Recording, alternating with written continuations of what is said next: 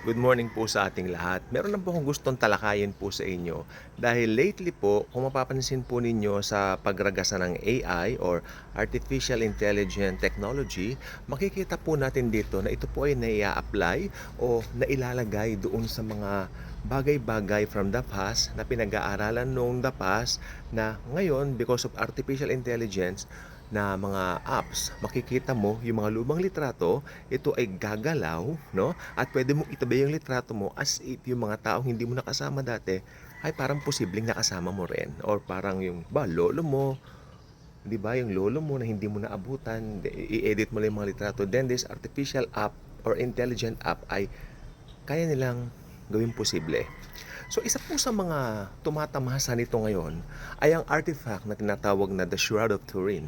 The Shroud of Turin, ito po yung pinaniniwalaan ng karamihan na totoong mukha ni Jesus Christ. Na ito raw ay kasi nakita po doon sa shroud, parang kumot na ibinalot doon sa katawan ni Jesus nung siya po ay namatay sa cross. No? At ang pagbalot po ay mahaba po kasi yung shroud, ihihiga yung patay dito, yung bangkay.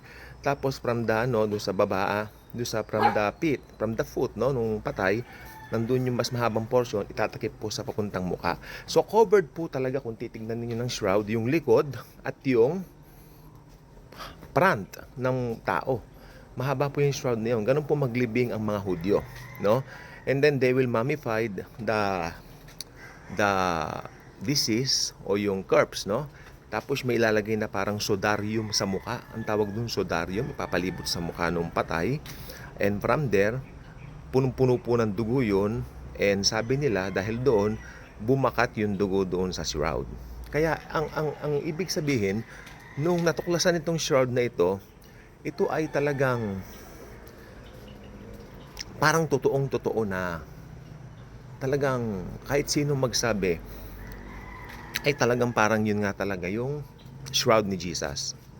Ngayon, dahil maraming naniwala na yun yung shroud ni Jesus, itinago nila ito at nakasurvive na rin sa maraming fire o mga sunog. Pero until one time, na-discover na yung bagong technology ng mga panahon na yung kung tawagin ay photography, ito po ay kinuha nila ng litrato at namangha po yung kumuha ng litrato na isang bihasa sa fotografiya dahil ang lumabas po sa halip na positive ay negative. Or should I say, sa halip na negative ang lalabas, naging positive. So ayan po yung nakikita natin na itsura ng Shroud of Turin sa mga simbahan ngayon na inilalagay. No? Pero ang tanong, ito nga po ba ang totoong mukha ni Jesus Christ? At ngayon po, sabi ko nga po, nag-progress na po ang AI dahil dati maraming nagsabi, check, ito nga talaga ang mukha ni Jesus Christ. Pero marami rin ang tumututol. Kaya meron din nag-aral ng shroud na yan, pinag-aralan yan. At noong 1978, sinabi nga nila na ito ay fraud o hindi totoo. Pero may mga hindi sumuko na mga nag-aaral talaga tungkol sa shroud. Pinalabas uli yung shroud, pinakuha nila uli, pinag-aralan nilang muli, at binanggit na totoo na naman. Kaya noong 2003 o 2004, binanggit na ito ay totoo na naman. Hanggang pinabulaanan na naman yata nung after mga ilang taon. Ganun lang po ang nangyayari dyan.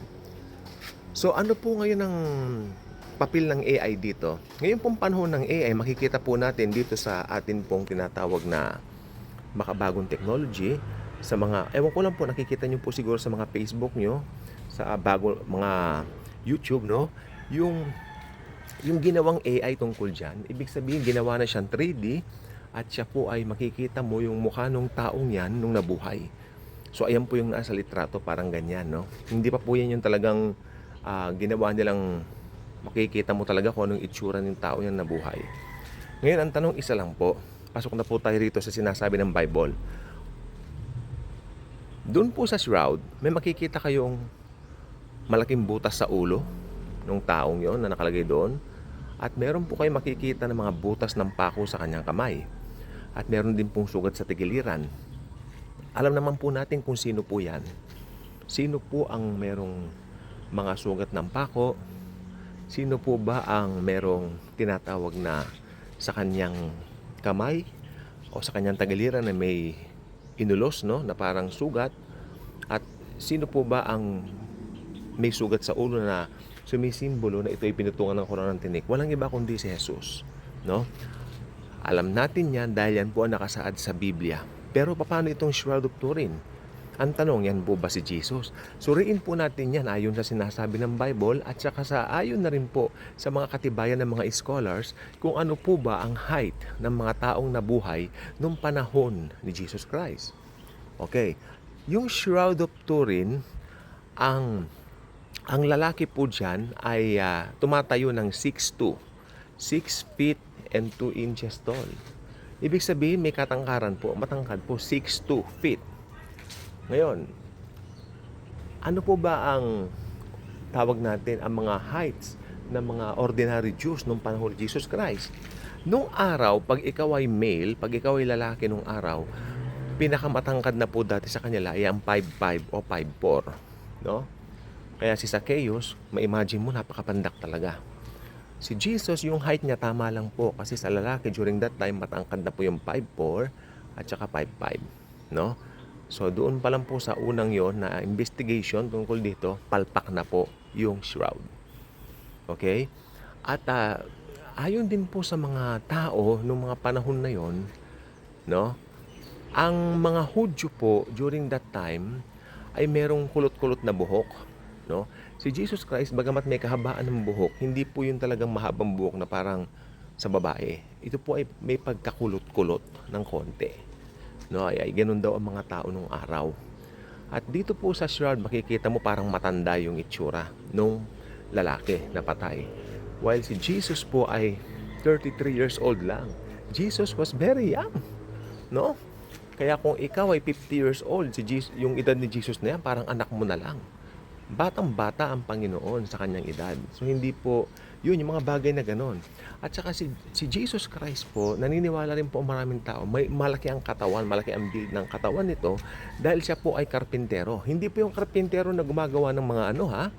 Oo, si Jesus po ay gumagawa ng ano, may tawag po ron eh. Parang mason, yung parang mga bato ang kanyang inaano. Mga bato ang kanyang ginagawa, no? Gumagawa sila, nag-uukit ng mga bato ang tinatrabaho, kaya may kalakihan ng katawan ni Jesus Christ talaga. Yan po ang sabi ng mga tao, no? Ayon na rin sa mga scholars. Kasi ganun po talaga. Pag ganyan, pag-aaralan mo yung ancient Israel, hindi yung Israel ngayon, no? Sa Israel ngayon, bakit may mga matangkad? May nag-argue pa nga, sa Israel may mga matatangkad na tao. Dahil nakapag-asawa ng iba't ibang lahi. Tandaan mo, nung panahon ni Jesus Christ, mga purong Hudyo yung nandoon sa Israel. Dahil hindi pa nade-destruct ang Israel during AD 70. Okay? Yun po yun. So, yun lang po yung mga argumento rito. Kaya talagang kung titignan po natin, malayo po yung nasa shroud sa totoong Jesus Christ. At may warning po ang Biblia dito. Ang warning po ng Biblia, huwag sasambangin, no, ang nilalang. Sa halip, sambahin mo ang lumalang. Do not worship the creation. Tulad na nangyari ngayon sa Sierra Madre. Thank you, Sierra Madre. Ganyan, no? Ang tao po ay punong-puno ng idolatria. At naniniwala ako, hindi papayag si Lord Jesus na mag-iwan siya ng kanyang litrato dito sa lupa. Kasi sasambahin ng mga tao. Amen? So, isang tanong, isang sagot. The Shroud of Turin, is it the artifact, or it is the very first artifact of Jesus Christ? The answer is big no. That's not Him. It's not Him.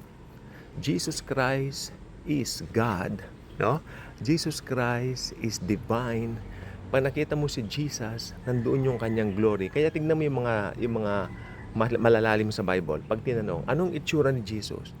Ang sasagot natin, hindi ko maibibigay ang physical description niya. Although makikita natin sa langit kung paano ang itsura niya, kung anong itsura niya. Pero habang nandito tayo sa lupa, pag may nagtanong, ano bang itsura ni Jesus Christ? Isa lang isagot natin, maamo. Maamong maamo. Isa siyang maamo dahil siya ang Lamb of God who takes away the sins of the world. Kaya kung hindi pa kayo ka-good vibes, maging ka-good vibes na kayo by clicking the subscribe button. I-share naman ninyo ang ating mga videos at ikalat nyo ang Daily Good Vibes channel sa buong mundo. Dahil sa Daily Good Vibes lamang ninyo mapapakinggan talaga ang gospel, ang katotohanan at ang iba't ibang issues na may kaugnay sa pananampalataya. Salamat, God bless, mga ka-good vibes.